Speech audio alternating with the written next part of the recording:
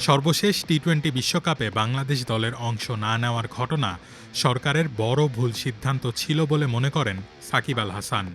নিরাপত্তা শঙ্কার কারণ দেখিয়ে তৎকালীন অন্তর্বর্তী সরকার ভারত সফরের অনুমতি না দেওয়ায় গত ফেব্রুয়ারি-মার্চে অনুষ্ঠিত বিশ্বকাপে বাংলাদেশের জায়গায় স্কটল্যান্ডকে খেলার সুযোগ দেয় আইসিসি।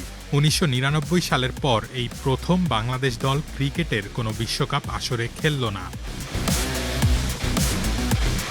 মুম্বাইয়ে ইইউ টি-20 বেলজিয়ামের এক অনুষ্ঠানে সাকিব বলেন, এতে বাংলাদেশ ক্রিকেটের বিরাট ক্ষতি হয়েছে।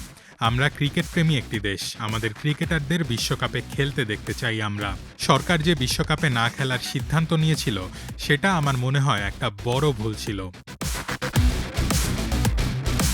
রাজনৈতিক অস্থিরতার জেরে ভারত ও বাংলাদেশের সম্পর্কে টানাপোড়েন চলাকালে আইপিএল থেকে মোস্তাফিজুর রহমানকে সরিয়ে দিয়েছিল বিসিসিআই। এর পরিপ্রেক্ষিতে নিরাপত্তা শঙ্কায় বিসিবি বাংলাদেশের ম্যাচগুলো শ্রীলঙ্কায় সরিয়ে নেওয়ার প্রস্তাব দিলেও আইসিসি তা নাকচ করে দেয়। কয়েক সপ্তাহের আলোচনা ব্যর্থ হওয়ার পর বাংলাদেশের নাম বিশ্বকাপ থেকে বাদ পড়ে। তৎকালীন ক্রীড়া উপদেষ্টা আসিফ নজরুল বলেছিলেন, বিসিবি সরকারের নির্দেশেই কাজ করেছে। বিশ্বকাপে ভারত দল না পাঠানোর সিদ্ধান্ত যে সরকারের, সেটা তিনি একাধিকবার স্পষ্ট করেছেন।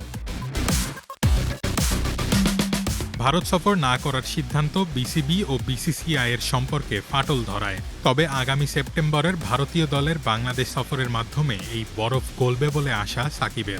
তিনি বলেন, আমার মনে হয় পরিস্থিতির উন্নতি হবে, সম্পর্ক উন্নয়নের চেষ্টা করা উচিত। ১-২টো সিরিজ হলেই কাজ হয়ে যাবে। আগস্ট বা সেপ্টেম্বরে একটি সিরিজ হওয়ার কথা শুনছি, সেটা হলে বরফ গলে যাবে, সম্পর্ক ঠিক হবে। দীর্ঘদিনের সতীর্থ তামিম ইকবালের বিসিবি সভাপতি হওয়াকেও ইতিবাচকভাবে দেখছেন সাকিব। ২০২৩ বিশ্বকাপের আগে দুজনের সম্পর্কের অবনতি হলেও নতুন দায়িত্বে তামিমকে স্বাগত জানিয়ে সাকিব বলেন, সভাপতি হিসেবে নিশ্চয়ই তার দীর্ঘমেয়াদী পরিকল্পনা থাকবে। আশা করি তার হাত ধরে বাংলাদেশ ক্রিকেট উপকৃত হবে।